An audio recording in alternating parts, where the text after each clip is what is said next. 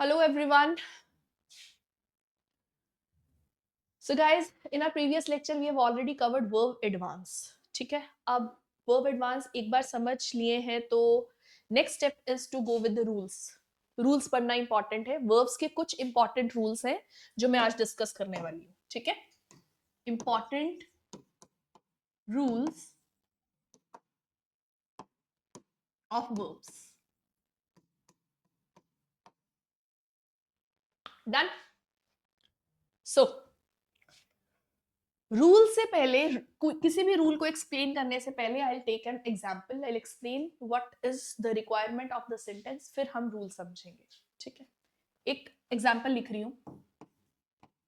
Being ill, she could not attend a meeting today. ठीक है, being इल, सुनना. Being इल मतलब बीमार होने के कारण वह लड़की ने या उसने मीटिंग अटेंड नहीं की या वो मीटिंग अटेंड नहीं कर पाई. ठीक है गाइस, इस बीइंग के लिए ना एक सब्जेक्ट की रिक्वायरमेंट है कि who being ill, who was ill. Sentence incomplete है इस हु के आंसर के बिना.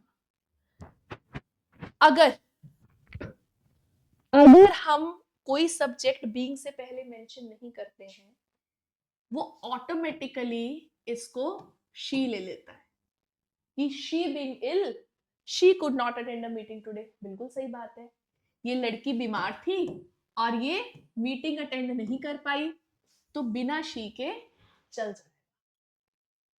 ठीक है, अब इफ आई से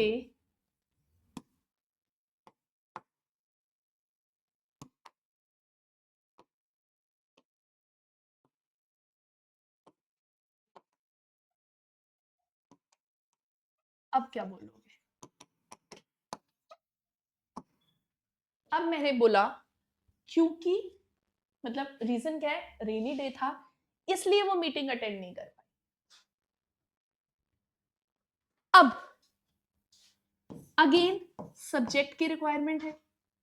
मैंने सब्जेक्ट नहीं दिया मतलब ऑटोमेटिकली सेंटेंस किसको उठा रहा है, शी को.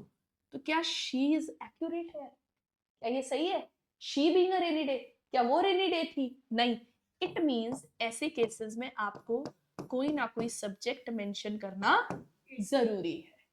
It being a rainy day, क्योंकि रेनी डे के लिए आप सिंगुलर है, थर्ड पर्सन है, तो आप वैसे भी इसे थर्ड पर्सन प्रोनाउन लगेगा, आप क्या लगाओगे, इट लगाओगे. It is used for weather conditions and all के लिए इट यूज होता है. गॉट इट और not, it being a rainy day. ठीक है, एक और बताती हूँ. Similar to this, similar to this, walking along the road,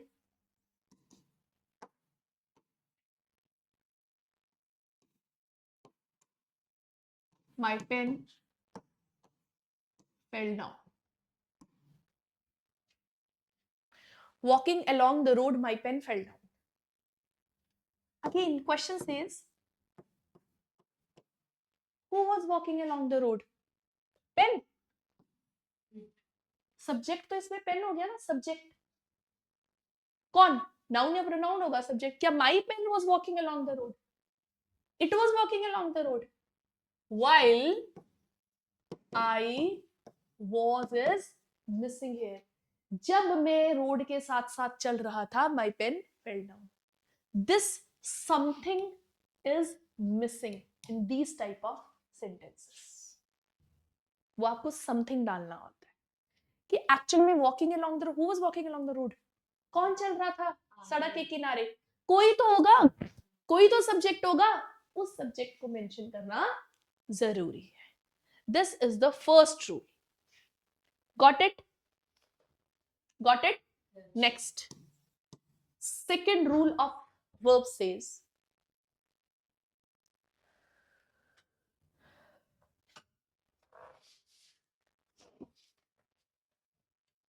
अगर हमारे जो verbs हैं they are related to या they are one of verb of sensations. verb of sensation जैसे कि sound, sound नहीं, sound is तो noun, जैसे कि smell, hear, look, feel,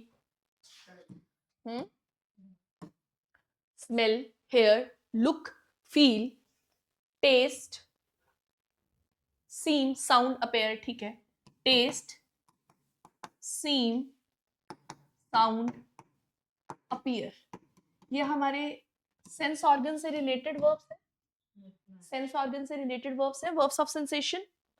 पक्का सेंस ऑर्गन समझते हो ना, सिक्स सेंस ऑर्गन से रिलेटेड है.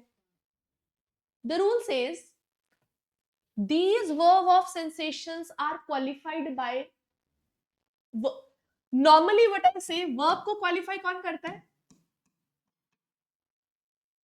verb को qualify कौन करता है बच्चे, adverb करता है, ठीक है. बट verb of sensation को qualify कौन करता है, adjective qualify करता है. ये इंपॉर्टेंट पॉइंट है. मैं कहती हूं he sings badly, वो बहुत बुरा गाता है. ओके है, sings is verb ना, क्रिया, एक्शन. बैडली मतलब बुरे तरीके से, वो कैसे गाता है, बुरे तरीके से गाता है. लेकिन मैं कहूं he feels badly, is this right? वो बुरे तरीके से फील करता है, नहीं ना. he feels bad, और बैड क्या है, एडजेक्टिव. लॉजिक क्लियर हुआ या नहीं. नॉर्मली वर्ब्स को क्वालिफाई कौन करता है, एडवर्ब क्वालिफाई करते हैं. लेकिन जो वर्ब ऑफ सेंसेशन होते हैं इनको क्वालिफाई करने के लिए आप क्या यूज करते हो, एडजेक्टिव यूज करते हैं. गॉट इट और not, got it. Next,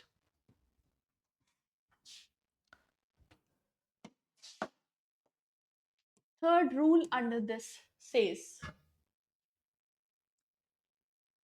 it is said that we normally use, हमने प्रोनाउंस में पढ़ा है कि कुछ ऐसे वर्ड्स हैं जिनके बाद reflexive pronoun.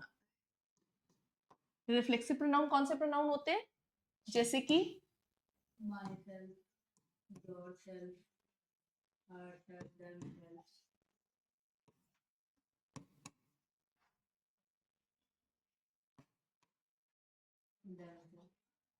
ourself, etc.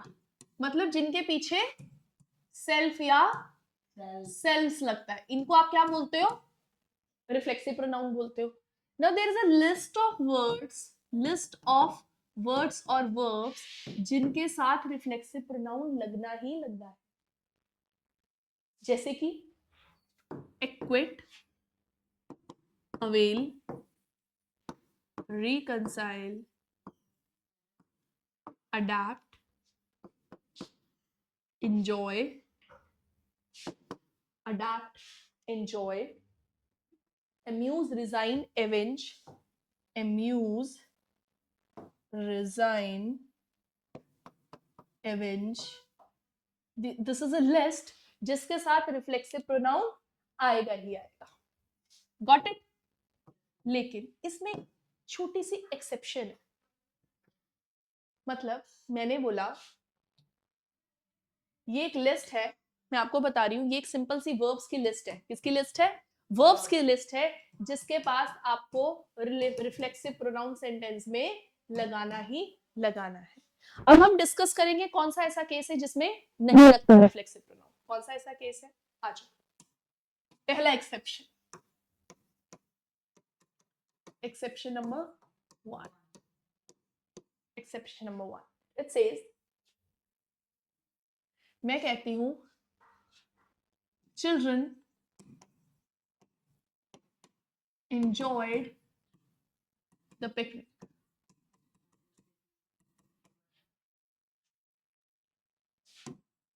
Children enjoyed during the holidays. ठीक है, तो दो सेंटेंसेस समझ आ रहे हैं जिसमें मैंने किसका यूज किया है, enjoyed का। किसका यूज किया है, और ये वाले जो ये वर्ब है ये मेरी लिस्ट में से है ना, अडेप्ट, एक्विट, रिकंसाइल वाली लिस्ट में से है ना, एंजॉय और एब्सेंट। ठीक है, मैं एंजॉयड की बात समझा रही हूँ। अगर मैंने बोला children enjoyed, they enjoyed what, they enjoyed the, they enjoyed what guys, picnic. What का आंसर मिल रहा है आपको कि उन्होंने क्या एंजॉय किया है? जब आपको व्हाट का आंसर मिल रहा है कि उन्होंने एंजॉय क्या किया है, इस केस में there is no need of reflexive pronoun. इस केस में रिफ्लेक्सिव प्रोनाउन नहीं लगेगा। लेकिन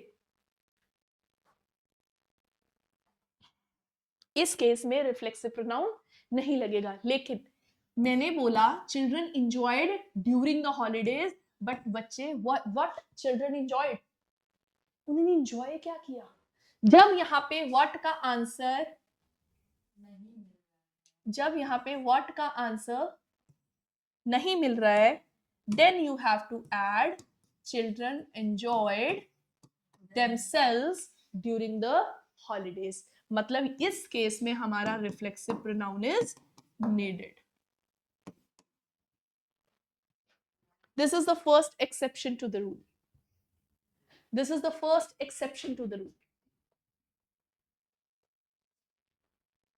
ठीक है, let's move to the second exception. इसी लिस्ट में से एक वर्ड है acquitted. Exception number 2, it is acquitted. The court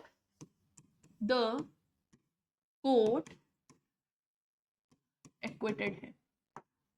This is the first sentence. The court acquitted him. Second is the police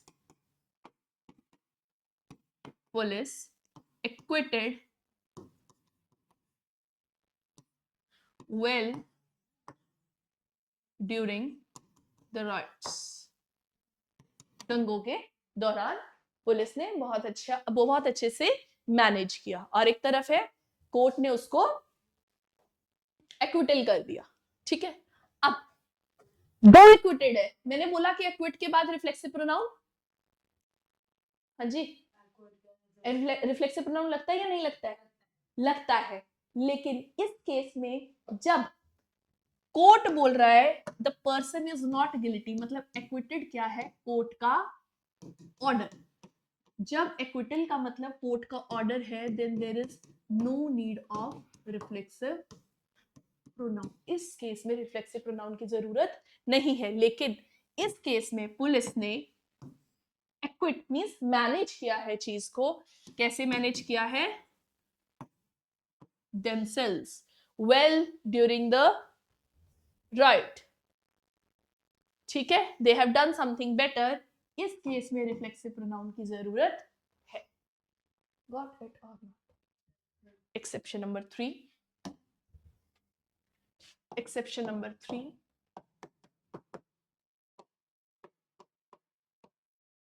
exception number 3 says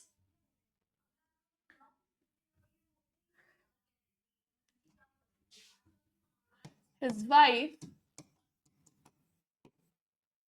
wife reconciled with him after the bitter argument। Reconciled with him after the bitter argument। ये एक sentence है, ये एक sentence. Next says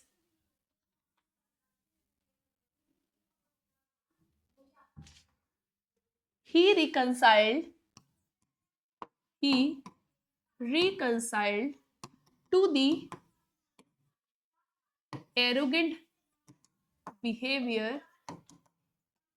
of the boss। reconcile का मतलब क्या है?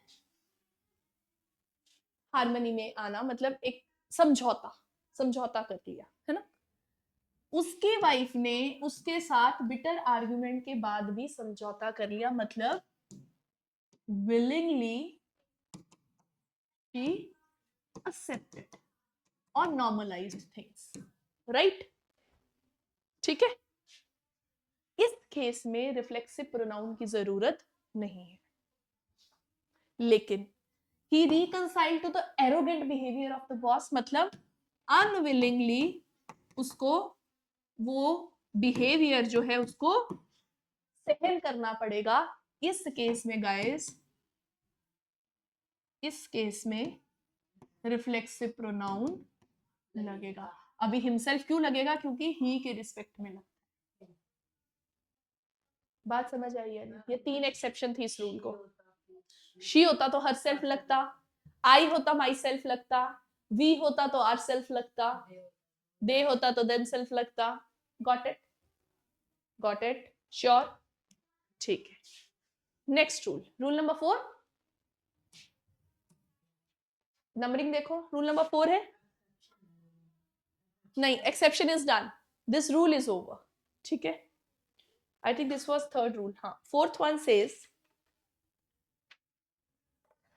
if an infinitive qualifies a noun, the infinitive takes a suitable preposition after it. कैसे? एग्जाम्पल देखो, he had no pencil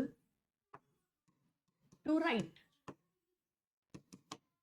हाँ जी, उसके पास लिखने के लिए कोई पेंसिल नहीं थी। दिस इज नाउन, लिखने के लिए, किसके लिए है?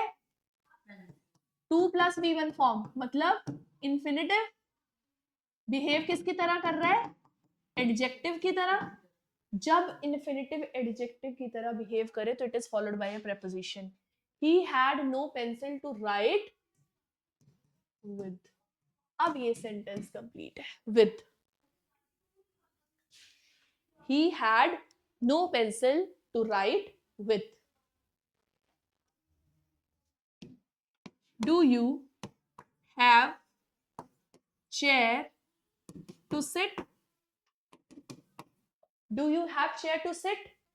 To sit नहीं, to sit on. To sit on बोलता है जब भी कोई इंफिनिटिव नाउन को क्वालिफाई करेगा तो उसके बाद प्रेपोजिशन लगेगा। इंफिनिटिव समझाया था, 2 + V1 फॉर्म। ठीक है, अब यहां पे वो एडजेक्टिव का काम कर रही है, इस केस में आगे प्रेपोजिशन लगना जरूरी है। गॉट इट और नॉट?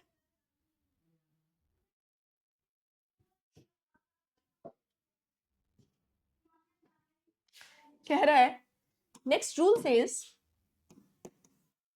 अगर एक वर्ब के साथ एक प्रेपोजिशन लगती है और दूसरे वर्ब के साथ दूसरी प्रेपोजिशन लगती है, तो एक सेंटेंस में अगर दोनों वर्ब्स हैं तो दोनों की दोनों प्रेपोजिशंस लगानी जरूरी है।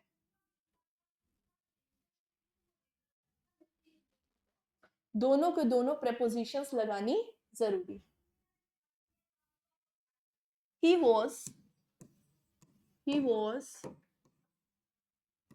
acquitted, he was acquitted and absolved from all the charges. उसको उसके ऊपर से सारे चार्जेस हटा दिए गए। एब्सॉल्व भी वर्ब है जिसने अपना प्रेपोजिशन लिया है, कौन सा? फ्रॉम। एक्विटेड है, एक्विटेड अपना प्रेपोजिशन मिस कर चुका है जो कि हमने लिखना है। He was acquitted of and absolved from all the charges. ये हमारा वर्ब 1 था, ये हमारा वर्ब 2 था, जो अपना अपना प्रेपोजिशन लेंगे अगर वो लेते हैं, तो ये नहीं कि एक से काम चला दो। Got it? ये थी चीज। ठीक है, now next,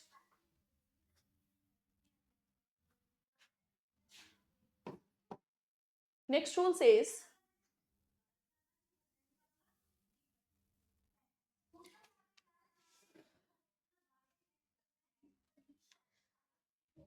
example, I have never and never will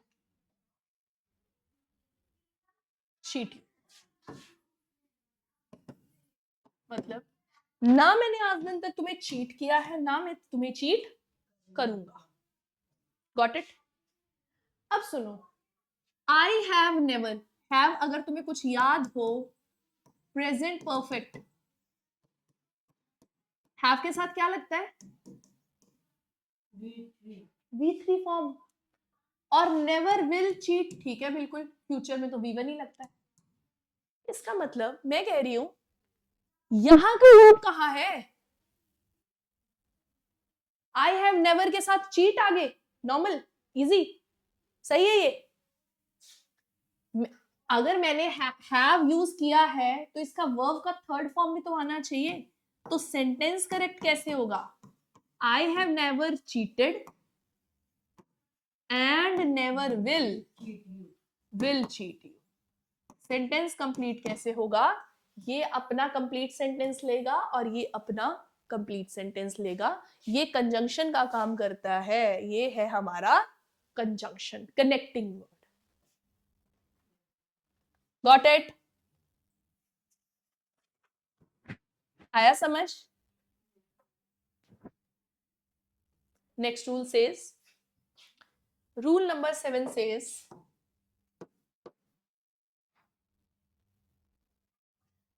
एक एडवर्ब है एज। क्वेश्चन इज वो कहां यूज होता है और कहां पे यूज नहीं होता। कहां पे यूज होता है और कहां पे यूज नहीं होता। ये regard, describe, define, regard, describe, define, treat, view, know के साथ यूज नहीं होता।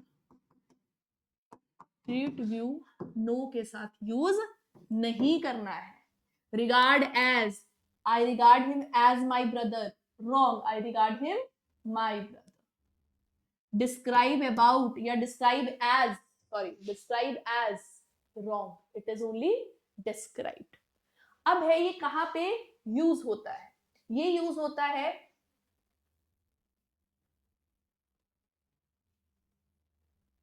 एक second, treated as, defined as, regard, known as,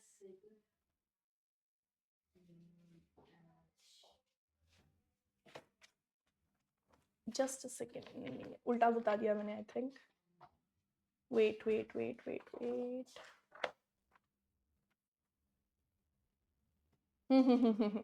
sorry, it is this way, can be used here and this cannot be used with, ठीक है, उल्टा। Regard के साथ एज, डिस्क्राइब के साथ as, define, treat, view, know के साथ as लगेगा। एज कहां नहीं लगेगा? नेम, इलेक्ट, थिंक, कंसीडर, इनके साथ एज लगना गलत है। कॉल, अपॉइंट, मेक, चूज, ठीक है।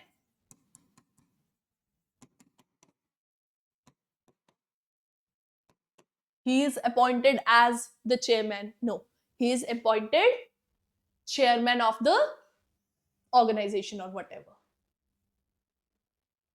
ठीक है, इसके साथ लगेगा और इसके साथ नहीं लगेगा। सुनो,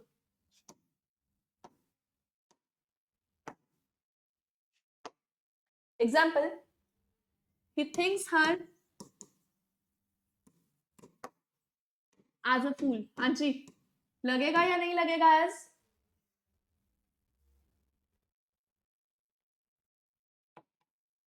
Biology has been defined